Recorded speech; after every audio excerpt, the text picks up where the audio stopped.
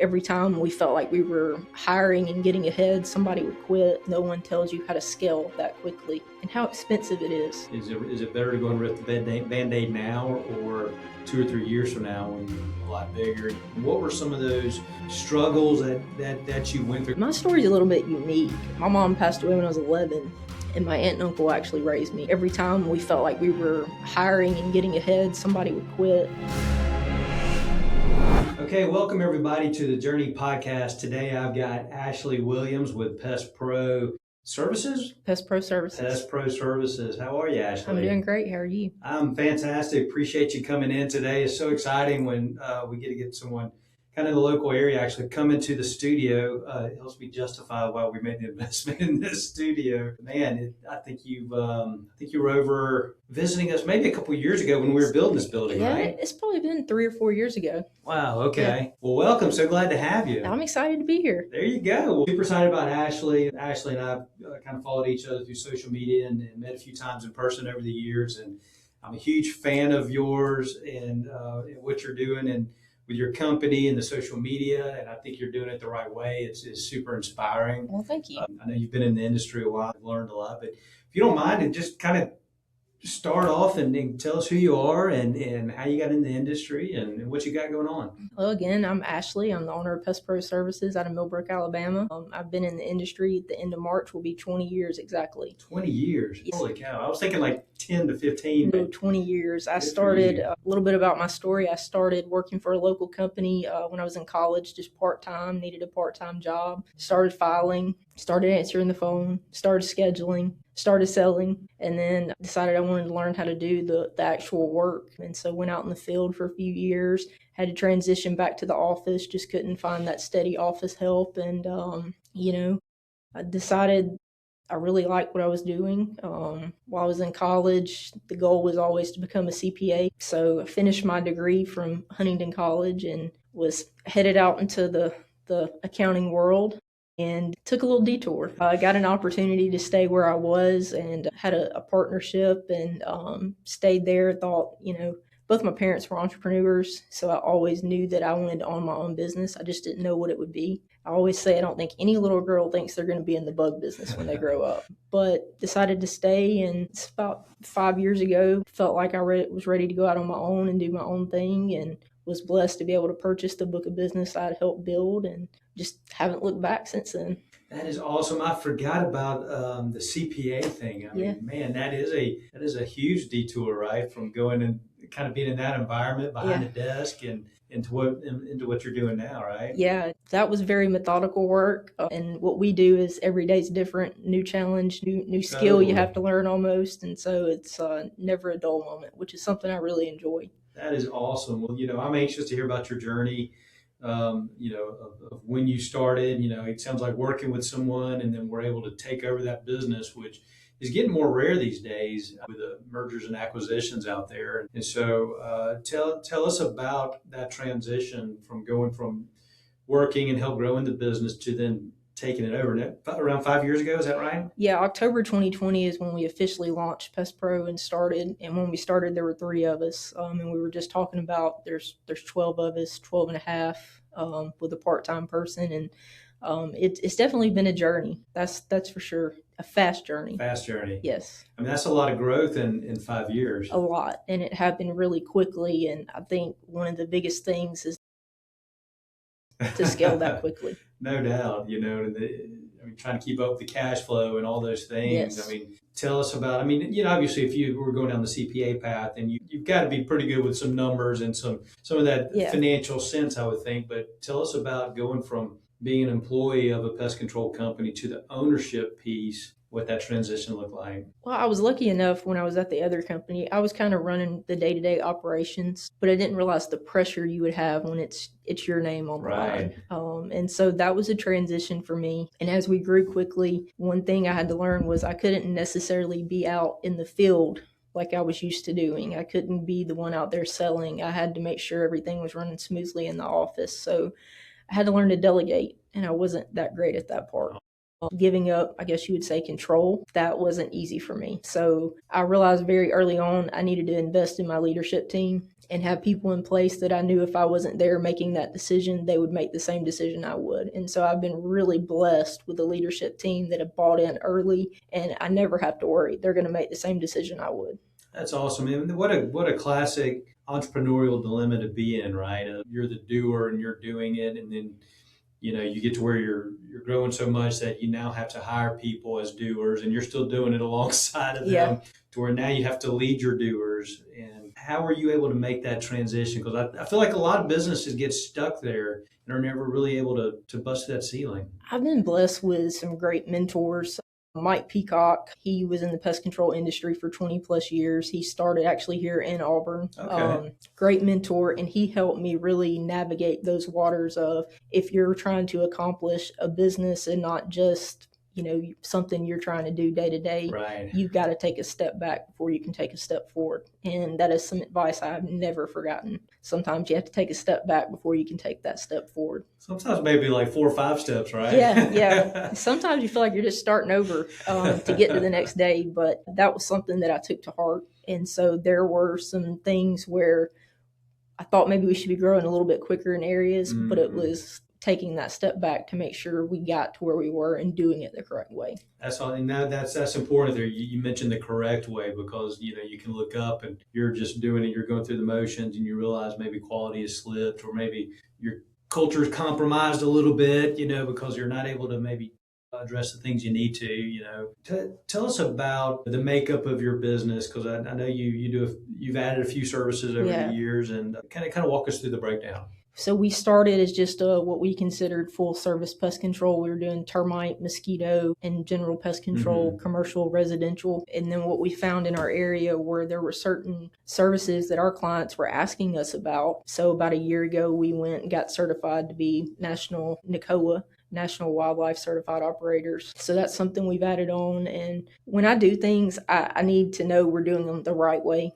And so the skill and having the knowledge and being able to provide top-notch service is really important to me. So anything that we add, we're not doing just to make a dollar. We're going to know what we're doing and making sure that our customers getting the best value for it. Absolutely. What a good problem to have when your customers are coming to you asking, Exactly. Hey, can you take care of this? You're already doing this. I Yeah. mean, what a great cross-sell opportunity to be able to do that to your existing customer base, right? Yeah, and I think I didn't know a lot about branding in the beginning, but that's something that we did a really good job at without even knowing that's what we were doing, is building a brand. And any businesses starting, that's something I recommend. Work with somebody in branding, brand your business and brand yourself. And I think that's helped our growth tremendously, was we have a brand. We're not just a company. Totally. And you know what I love actually about the way you do business, again, just kind of following you through social media mainly, is the brand. So Pest Pro, the brand and the different programs that you offer, has that branding, and you've done a great job with it. But you've also done a good job branding yourself as the owner. And I think that's important, because like when someone thinks of your business, are they thinking of a logo, or are they thinking of a human being, or are they thinking of a team of people? And for me personally, I think it's important that you have that human element, because if not, like, what differentiation is there between the big box stores or companies if all you're buying is just the logo that they provide, right? Yeah. So tell us about how you've been able to do that. I think for me, it's always been important that my clients still have a way to get to me.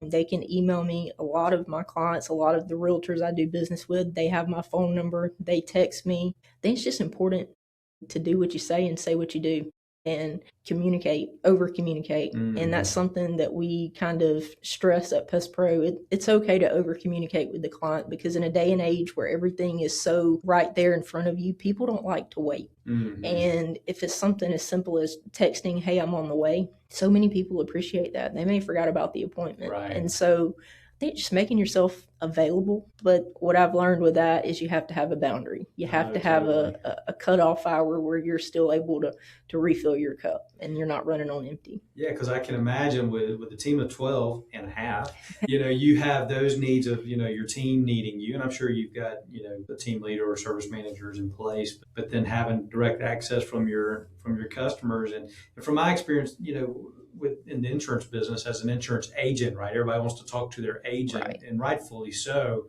I think for me, it was how can I give access or maybe even the perception of access without necessarily having to answer all the mundane questions that honestly that my team was much better equipped to handle. Correct. For example, tell me, how much was my bill, or when's my next service, or that kind of stuff. My team is far better equipped to handle that because they do it every single day. Absolutely. Yes. That's something I ran into also. And we're just talking about, we changed softwares, and somebody asked, hey, can you schedule this? And I said, absolutely not. I have no idea how to do that. But Taylor, she can help you. She knows how to do it. So let me give you her direct number. And I think as an owner, sometimes you maybe need to make those changes so you're not so involved in solving problems. One thing I've learned as a leader is you need to let people come to you with their problems, but make sure they have a solution to their own problems. Totally. And that's how you build the next generation of leaders. So where do you get your leadership principles from? I mean, do you have, I know you mentioned a mentor and coach. I mean, was this something you learned from your family, growing up, or are you reading books and podcasts to get better in those areas? Yes. All of the above? All of the above, yeah. No, my story is a little bit unique. My mom passed away when I was 11, and my aunt and uncle actually raised me. And my uncle was military. And so what I found was I thrived off structure. I like order, I like process, I like routine. And so I suffer from anxiety also. And I found that if I can just take care of things in a methodical order and knock it off my list, the quicker the better, my anxiety's less. So some people say, well, you're so quick. And I'm like, it's the anxiety. It's not that I'm quick, but I don't want people waiting on me. Right. With that structure and routine growing up from my aunt and uncle, it was also a work ethic. They both worked every single day. My aunt, she ran a local gas station, and she was at work by 4:30, and she was fixing breakfast for all the high school kids that were going to school. And my uncle, he was able to drop me off at school, and then I got involved with sports. And I think that sports in this day and age maybe gets a little bit of a negative rap of it's a participation trophy. But sports teach us so much about life. It's one thing we're really passionate about at Pest Pro is supporting our local youth sports, because sports probably saved my life. I say that people don't take it seriously, but I was at an age where I could have gone a completely different way and got introduced to fast pitch softball and loved it. And so sports became a therapy for me after losing my mom. And I think, learning to in those formative years of wanting to you wanted to fit in, right? Sure, and sports sure. gave you that, but it also gave you a community, and somebody had to take charge. Somebody had to lead the way. And so was that me every single time? No, but I watched other people lead. And so what it taught me is I'm that person in the room when nobody else will volunteer. I raise my hand. Raising your hand. I'm volunteering. I'm going to do it. So, but that, and leaders are readers, read books, podcasts, like you said, but talking to other people, talking to other business owners, observing what they do, what's work, networking. It's. I always say I'm just the person steering the ship. I really have no idea what I'm doing. I'm learning each day with my crew. So that's awesome, and building a team around you that helps support that. I mean, that's got to be critical for you in order to scale and to be in your lane. Where have you found your lane has transformed over the years? Because I'm sure there are things that obviously when you first start, I mean, you're doing a little bit of everything, right?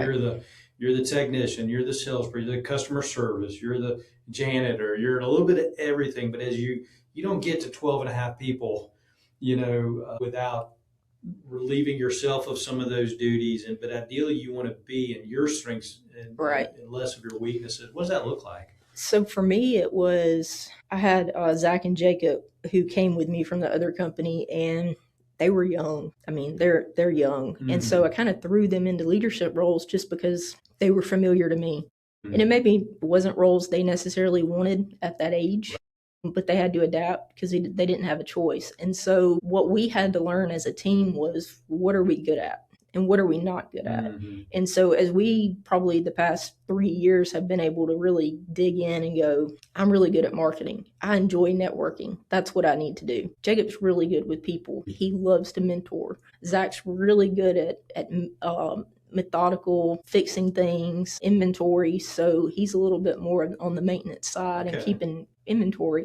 And so I think when you find what you're good at and that's what you do each day, it's not work, right? Because I truly enjoy things like this. I love going to chamber events, home builders events. So it's just about finding what you like, but knowing you're going to have to do stuff you don't like. Totally. And that's just part of being a business owner, I think. Well, and when you and I caught up a month or two ago, getting ready for this, I think we got on the subject of, hey, what's been going on? How's your year been? And I think I was sharing with you some of my woes of getting in the trenches. Man, not even from when we first started the company, but some of the trenches I'd never even been in since starting the company. And you mentioned some of those growing pains too. When we talk about 2025 last year, and for those of you listening, we're kind of wrapping up February. We'll be going into March. And of course, it's like 20 degrees outside today. Got a little fake spring.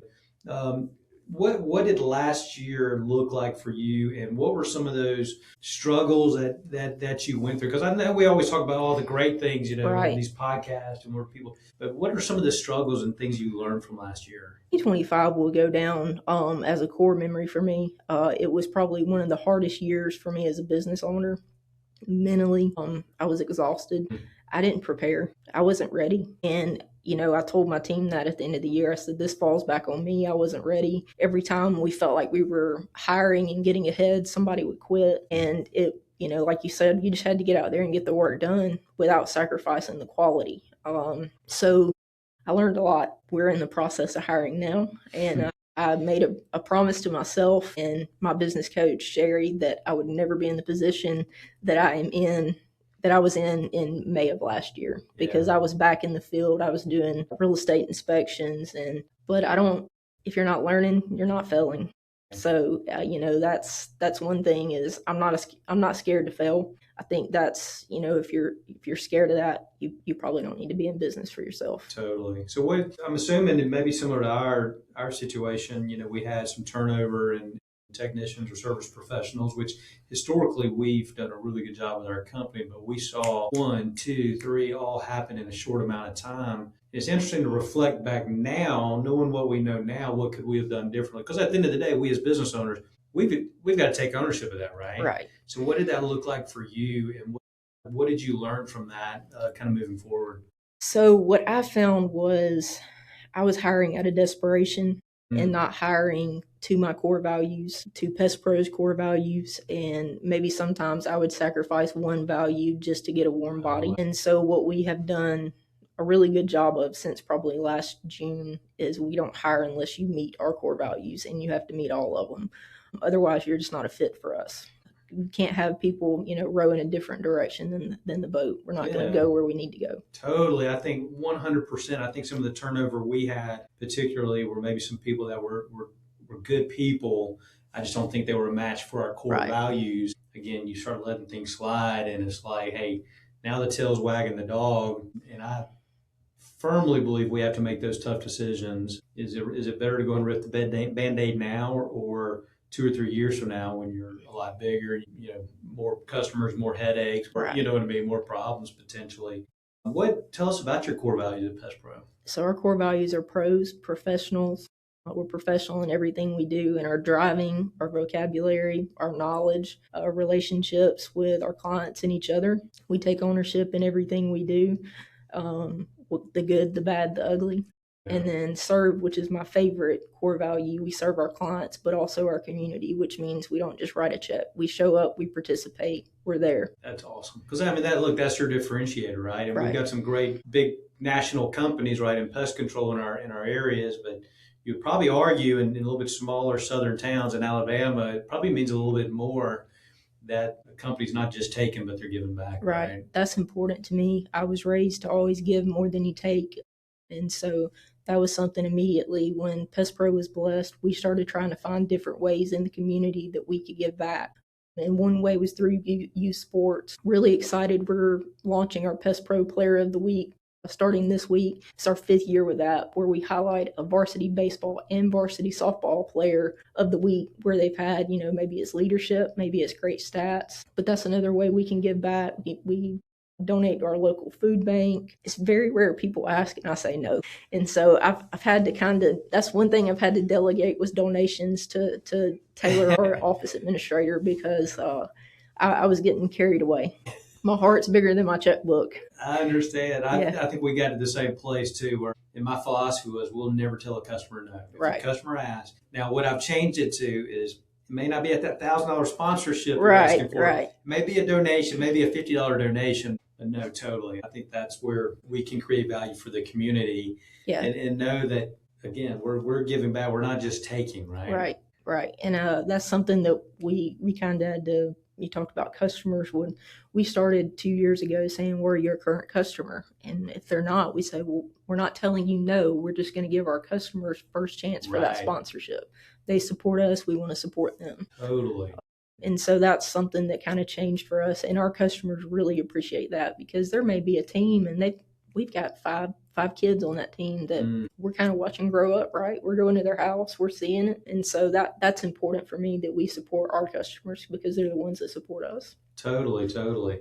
Now, let's switch gears a little bit and talk about, you mentioned the coaching and doing things to improve, to get better as a leader. And I know you just got back from Las Vegas, right? Yeah. So tell us about what were you doing out in Vegas? So we went out this is the second NACOA conference we've been to for wildlife. And we went out there. We had 3 days of classes where we just kind of honed in and tried to, learn as much as we can about an industry that we're fairly new to it. Not going to say we have all this vast experience, but what I will say is we invest to make sure we're knowledgeable to complete a service. So we went out there, met up with some friends that we actually had come to our office this past October to teach us how to bend metal, make sure we're using the right tools, right material for the job, to make sure we're actually doing what we're supposed to be doing and not just this fly-by-night. We're going to stick some spray foam in a hole and call it a day. That's not what we're doing. Yeah, absolutely. And so you had some of your team out there. So I did. It wasn't just you.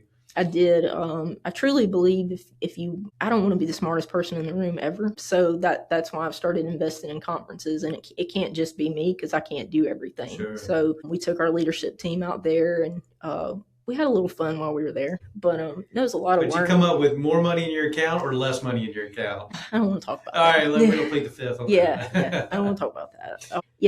I just, we went last year, and then when the opportunity came up this year, we had already decided that we wanted to go back just because it's not something that we have a vast knowledge in. So it's just a great opportunity. And what I found at those events is you meet other operators, and that's where you get all the knowledge. That's right. Yeah. Flew all the way to Las Vegas to meet a guy from Atlanta.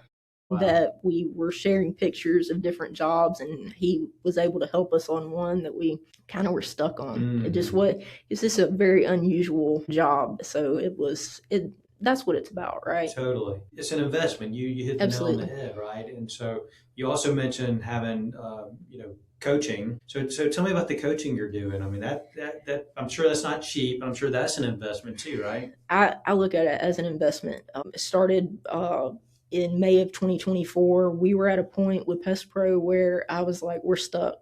I don't know what else to do. I've never ran a business before. What do I do? So I literally Googled pest control coach and was able to connect with Sherry Bachman on LinkedIn. And we did a call. We immediately started with her, and she's a wealth of knowledge. And she has the resources to back up what she's saying. Probably changed my life and my business. Very thankful for her. And again, Mike Peacock stayed on. He works with our technicians once a month. So it's not just me and my leadership team getting knowledge every month. I believe that the technicians also need it. So they have training once a month. It's technical and safety and sales training. I want them to get something out of it too. And if they ever leave Pest Pro, I just want them to leave better people. Totally. That's all I want. Totally. Leave them better than you found them, right? Yeah. That's awesome. Well, I certainly hope your team appreciates the investment you're making in them because it's tough. I mean, you know this too well, and I've always been a big believer in making those investments in the coaching and consulting. I mean, I'm almost embarrassed to share how much I spend on travel. I mean, I just got back from Tampa. Brittany, our operations director of HR, we were down in Tampa last week with the Pest Daily event. And we were actually down there a month ago for the Pest Daily Thrive event. And and all these different things. And we're traveling again later this week. And it is an investment in your people. And a lot of times you believe in that because you know your team needs it. Sometimes maybe a little blindly without even looking at your P&L to see if you can afford it sometimes. Absolutely. Do you ever come across that? I know that's a struggle for me. Yeah, I have. But one thing that I found is sometimes that hour a week I have to carve out for that. That's a little bit more difficult than, paying each month for that knowledge. And I have to realize that that hour is an investment in myself and my leadership team. So the great thing about our coaching call each week is it's not just me. Anyone can get on it. And so most of the time my leadership team is right there. We do a group call and able to work through a lot of kinks that maybe we don't have the answer to, but thank goodness Sherry does. No kidding. What a great resource. Now, where's Sherry? She's right outside of Atlanta. Okay. She's fairly local. Okay. We got to meet in person at Pest World. That was really neat. Awesome. But yeah, her knowledge and what she's done for the industry and how she empowers women in our industry is really great. That's awesome. All right, so let's talk about that. Talk about being a strong woman in an industry with a lot of goofball males running around. I mean, I'm trying to think of who I recently had a conversation where we did a podcast on, and it was a very similar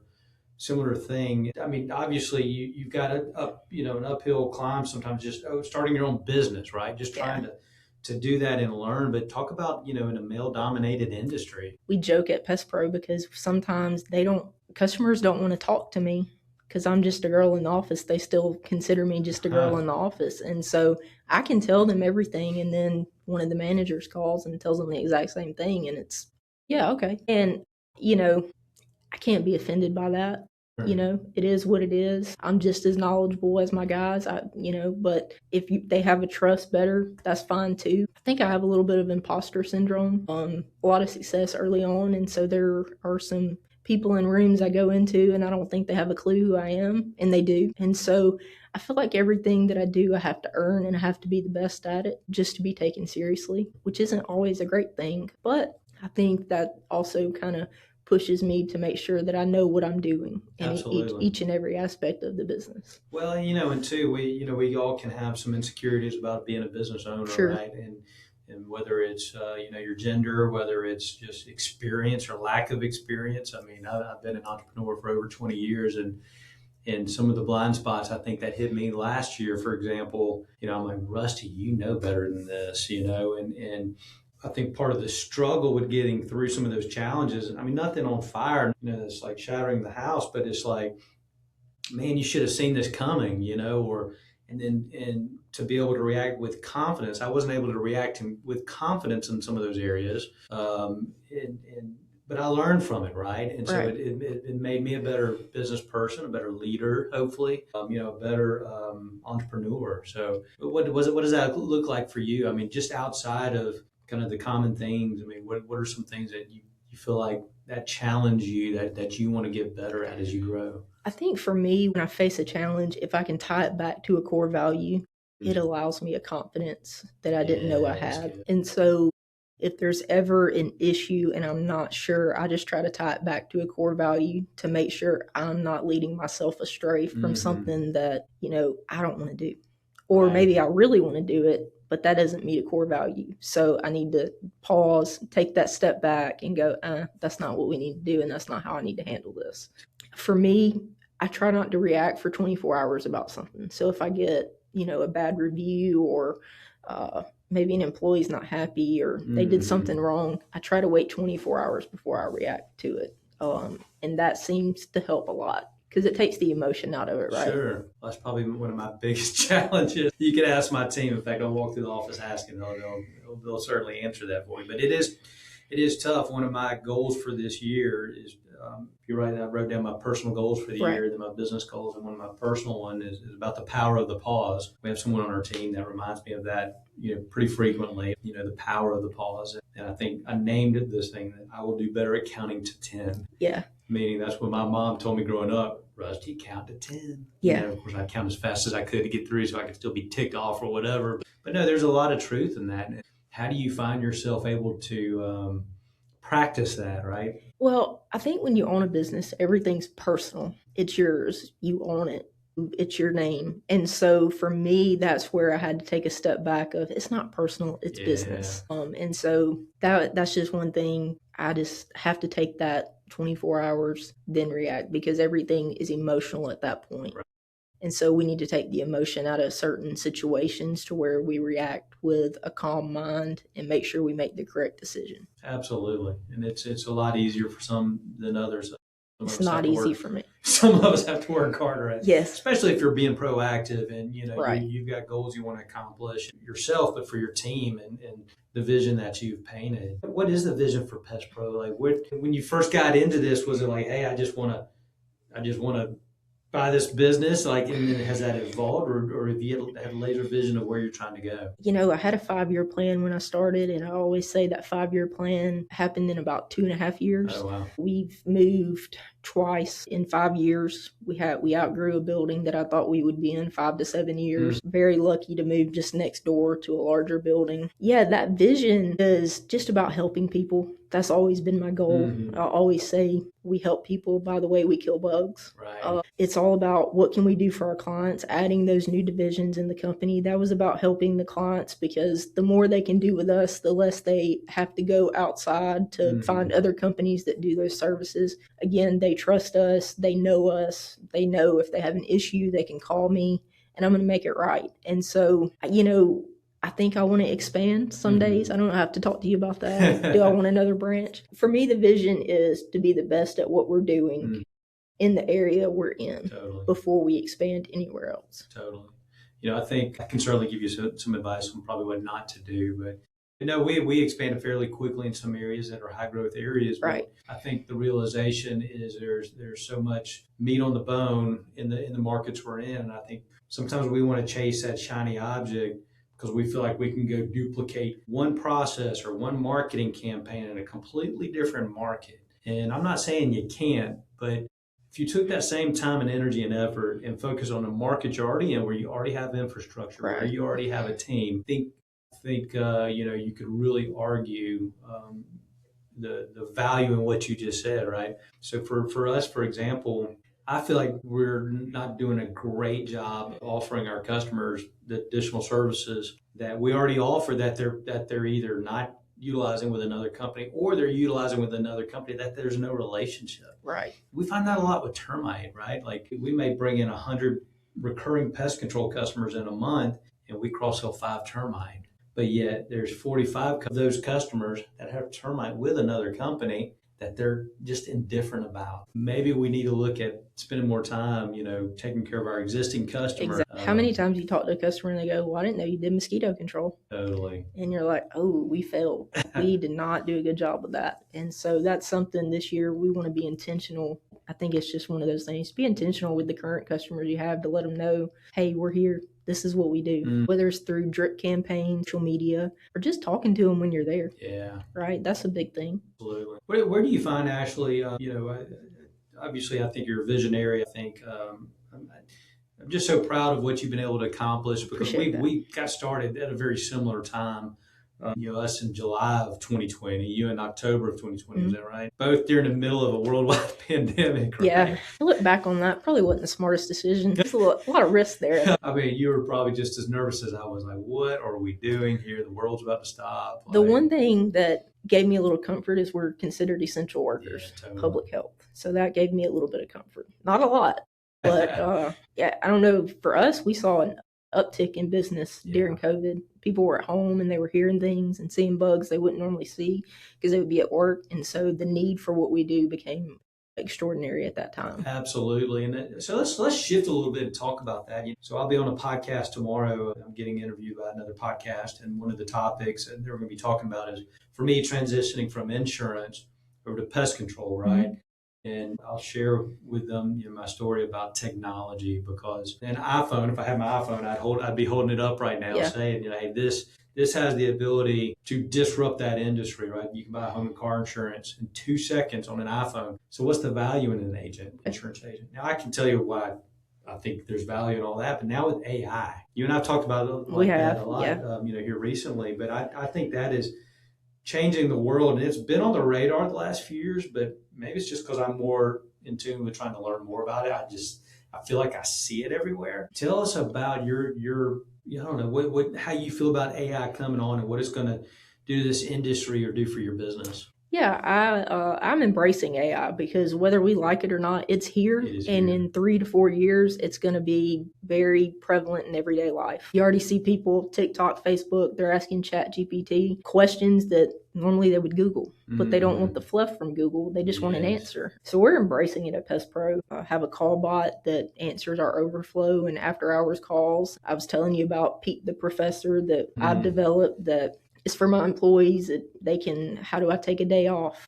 What days do we have off that are paid? Just things that maybe they would normally ask the leadership team. Hmm. That's a repetitive question for us that, that takes one more. Right. Sometimes you get, answer fatigue where you've answered questions all day. And that was one thing I said, AI could really help us all with this. Let's Totally. implement it.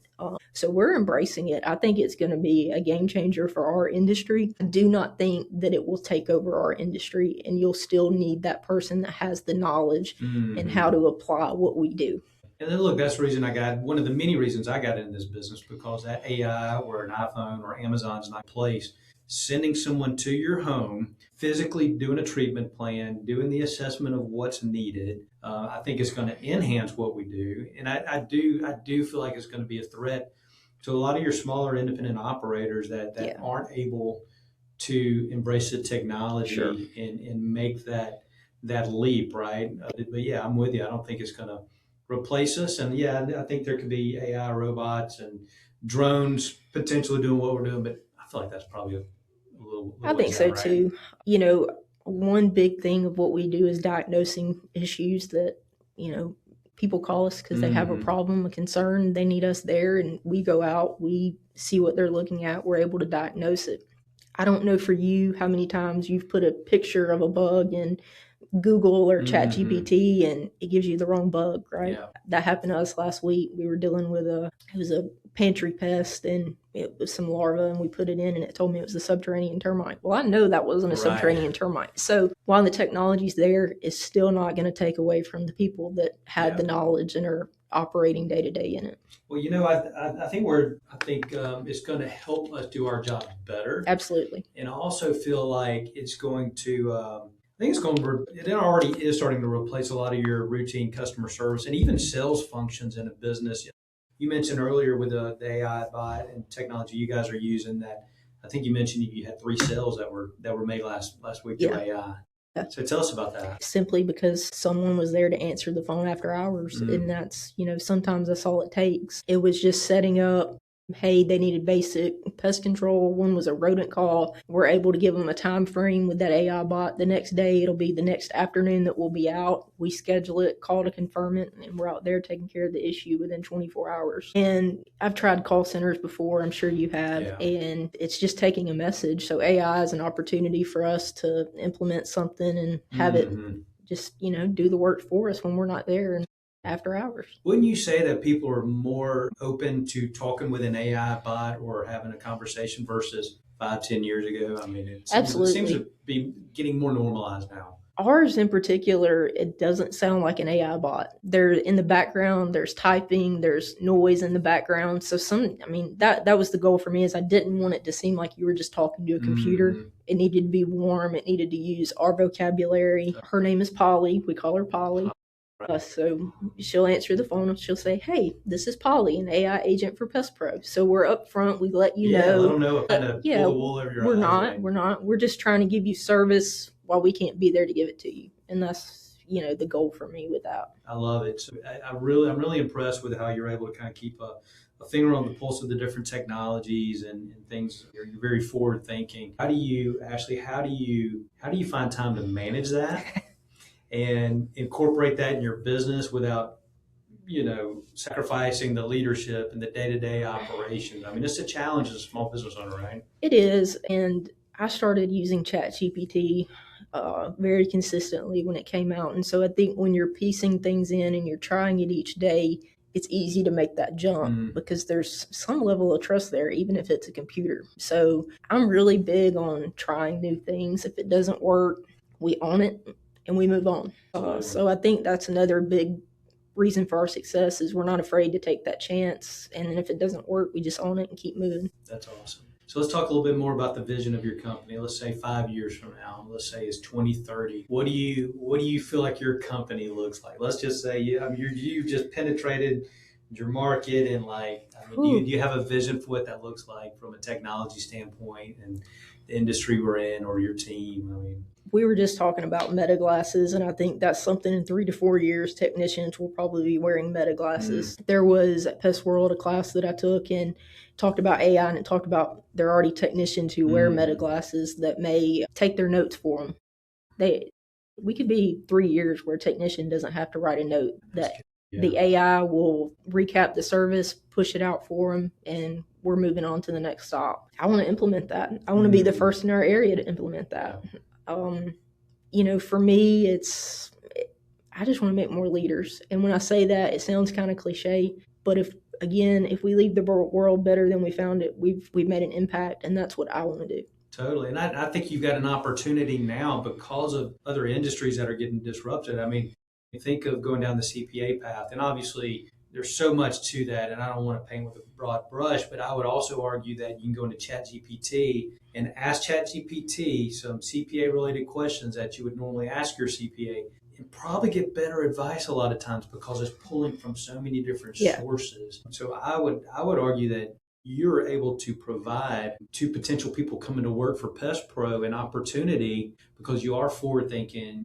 You have a vision for the company, you're doing it for the right reasons, and you're going to develop people in an industry that's not going away. And a lot of people are scared in certain industries that are in that it may not exist in 4 or 5 years. You're in a college town. How many people have you talked to and they just finished school and their degree's already outdated? Totally. We're actually we didn't even talk about this. Tomorrow we're going to a high school to do a career fair at a high school. And I think in our industry, we're trying to change what it looks like to be a pest professional. We don't want to be called the bug girl or the bug guy, right? What we do is a profession, and you have to know math. You have to know science. You have to have some kind of basic understanding. So it's not just not anyone can do this job. Totally. You have to have some type of education so that you're applying things the correct way. Absolutely. No, I think you're right. And I think you're doing it the right way. You're thinking forward, and you're trying to adapt to where the world's going, and doing it for your team, right? Right. And obviously you've got your own goals that you want to set. I'm sure as a business owner, for whether it's financial freedom, whether it's the ability to take time away without the wheels falling off. Right. But you're developing your team in a phenomenal industry. What's something, and we'll wrap up here in a second. I could go down so many different paths and talk. Just like the AI, like the glasses, like that's something, I'll be honest with you, I haven't really thought much about in terms of our service pros being out on the road and being able to, whether it's for training or for note taking. I think that's pretty fascinating that could happen pretty quick. Yeah. There's been talk in our industry about should I wear a body cam? But there again, if you're having to wear a body cam, the client doesn't trust you. That maybe doesn't need to be your client, right? Let's talk about not all business is good business. That's something I had to learn early on, because I think when you start a business, the urgency is there to just take what you can get.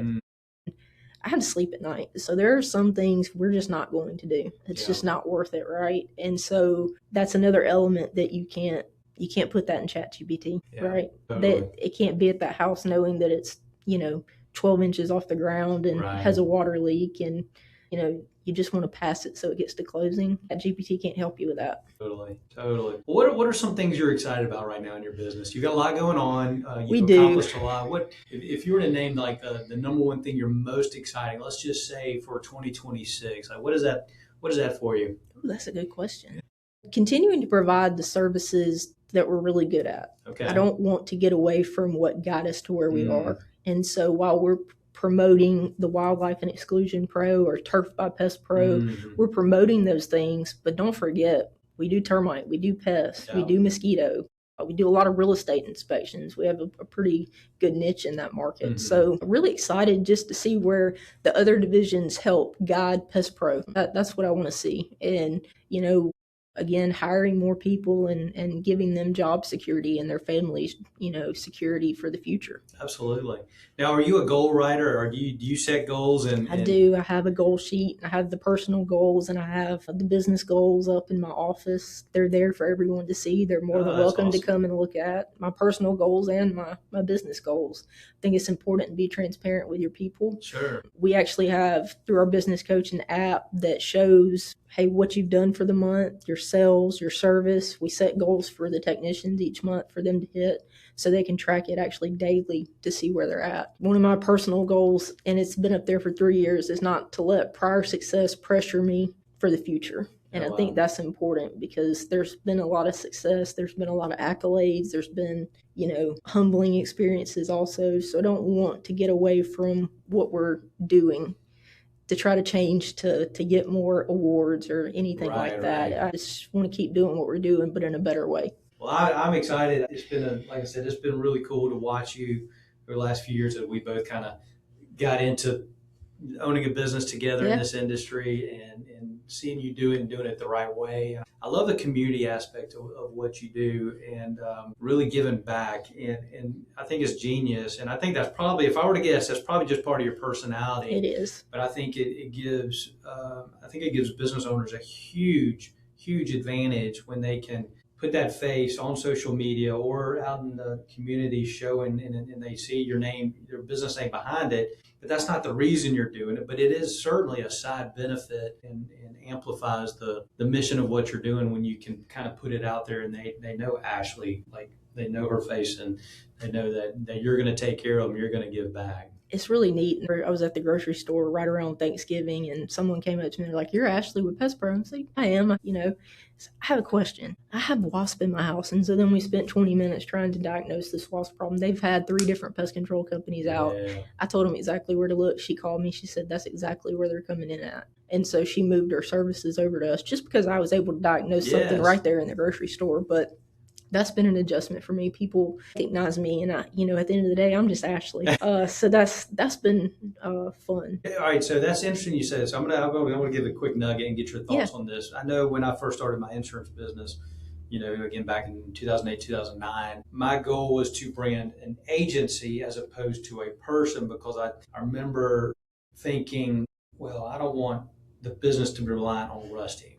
And so I want to create a business that operated whether I was there or not. And what I quickly learned was that taking that personal side out of the business was actually probably more of a negative than it was a positive.